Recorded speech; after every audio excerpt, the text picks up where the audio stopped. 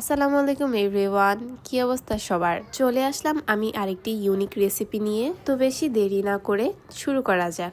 প্রথমে আমি বেগুনের মধ্যে তৈরি করে রাখা আলুর চপ সেটি দিয়ে দিলাম। তারপর এর মধ্যে দিয়ে দিব ডিমের একটি টুকরো। তারপর ডিমটিকে আবার আলুর চপ দিয়ে কভার করে দিব, ঠিক সেভাবে যেভাবে আমরা ডিম চপ বানাই। তারপর বেগুনটিকে আবার ফোল্ড করে শলা বা টুথপিক দিয়ে লাগিয়ে নিব, যাতে করে এটা খুলে না যায়। এই কাজটা খুব সাবধানতার সাথেই করতে হবে, একটু ঝামেলাও হয়। ব্যাস হয়ে গেল আমাদের 3-in-1 বেগুনি। 3-in-1 বলছি কেন, এর মধ্যে আছে বেগুনি, আবার আলুর চপ, আবার ডিম চপ। তো হয়ে গেল আমাদের 3-in-1 বেগুনি। ঠিক একইভাবে বানিয়ে নিলাম আমি 3-in-1 বেগুনি। তারপরে বেগুনিগুলোকে ভেজে নিলাম। তারপর বেগুনির ফাইনাল লুক এটা ছিল। যাই হোক, আজকে কিন্তু ওয়েদারটা খুব সুন্দর ছিল, মাশাল্লাহ। খুবই ঠান্ডা বাতাস ছিল।